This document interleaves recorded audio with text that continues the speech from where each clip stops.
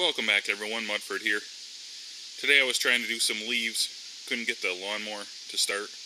We have a pull behind leaf vacuum because as you can see we have a ton of leaves.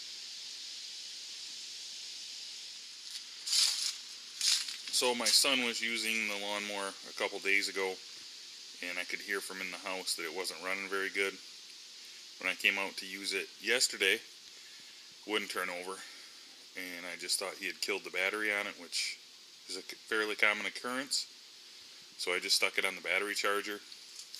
But when I came out after leaving it set for 24 hours on the charger, still wouldn't start, wouldn't crank over at all. And I could smell some gas. So I looked and there was a little bit of gas on the floor under it. And I think there's gas in the oil right now even. So I went ahead and pulled the spark plug out. Over, it just blew gas out everywhere under the hood here. The cylinder was right full of gas, that's why it wouldn't crank over with the spark plug in. So I got all the gas out, and there's obviously a problem with the carburetor, so I went ahead and pulled that off real quick. Just a couple of bolts,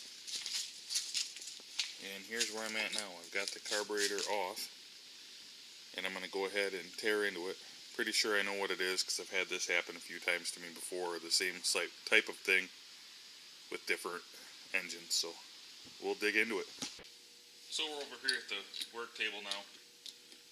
I'm going to go ahead and take the bowl off.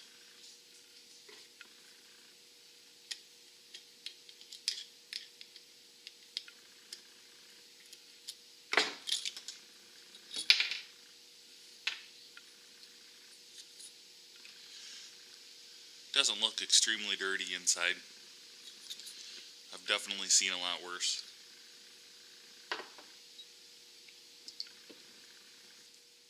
As the bowl gets full, the float lifts up and pushes this needle up onto its seat and stops any more fuel from getting in the carburetor. For some reason, if that's not happening, this isn't seating, fuel is going to continue to pour in the carburetor and eventually it's going to go through into your engine and cause the problems that I have. We're just going to make sure things are clean. We're just going to make sure that our seat right here, down in there, is clean and the needle is clean. And we should be good to go.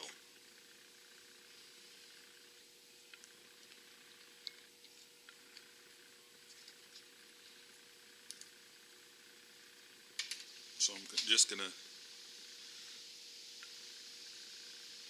drop the needle right down in where it sits. Put my pin back in my float.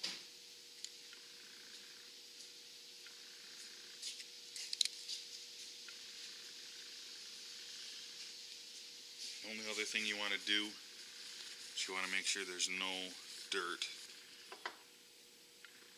So I think we're good here. I'm going to go ahead and put it back together.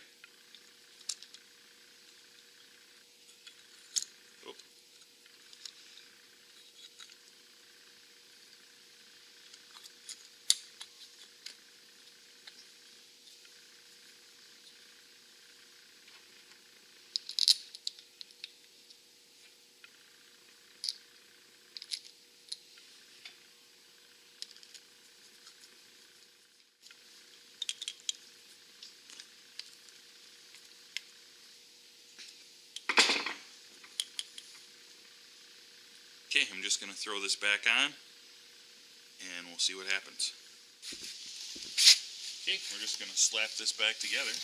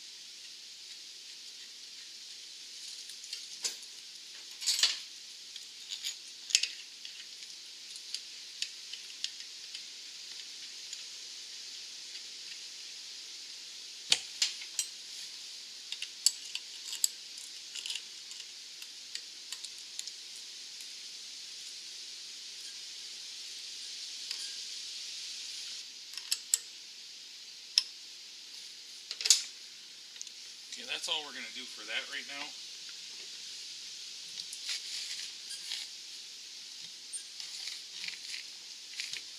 Go ahead and put the gas back on and see what happens.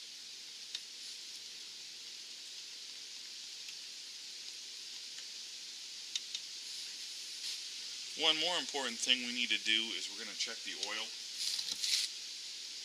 There's a good chance that we had fuel that washed past the rings into the oil, so it probably would be a good idea to change the oil. But I think we're going to check and make sure it's cured before we change the oil. I don't see any fuel or smell any fuel, so I think we are seated now. So now I'm just going to check the oil. Gas definitely got into the oil. It seems really thin and it stinks like gas, so we are going to change that before we start it. So I'm going to do that real quick, and then we'll fire this up and hopefully be vacuuming some leaves shortly.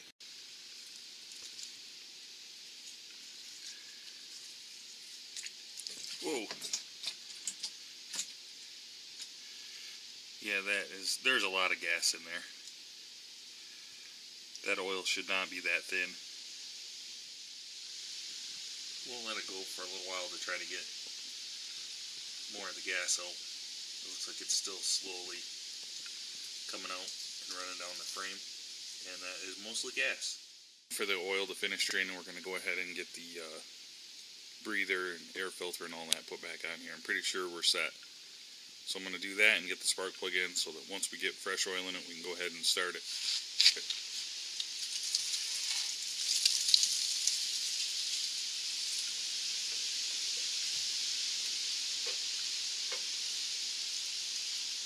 First thing we got to do is get the crankcase ventilation hose back installed in here, which is a tight fit. There we go.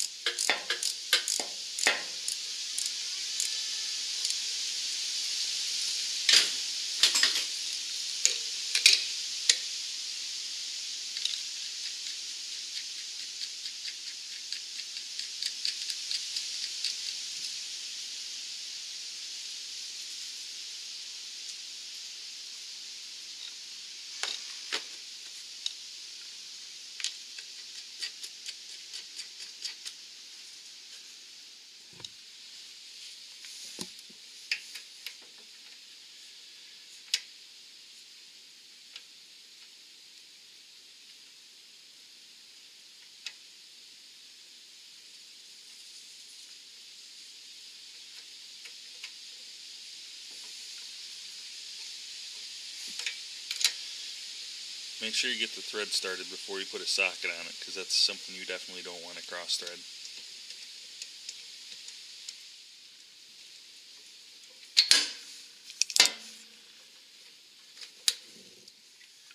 You can see that's just basically oily gas.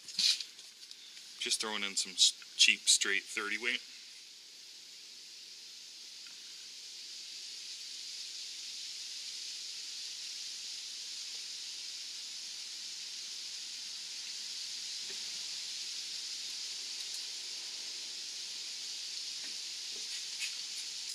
Go ahead and try to fire it up now.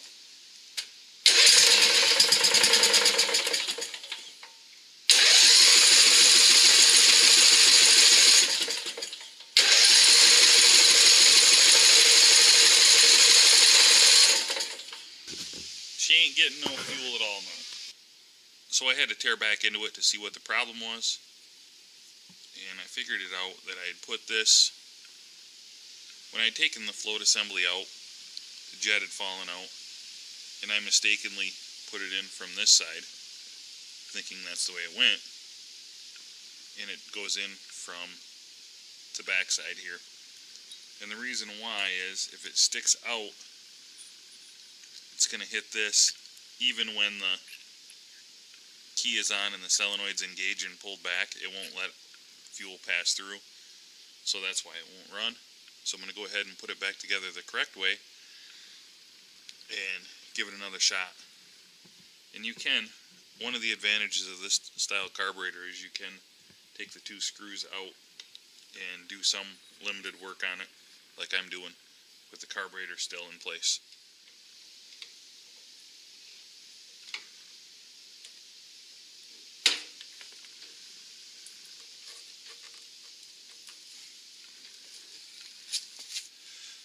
Okay, we're going to go ahead and give it another try now that we've got the bowl back in place. Let's see if it starts now.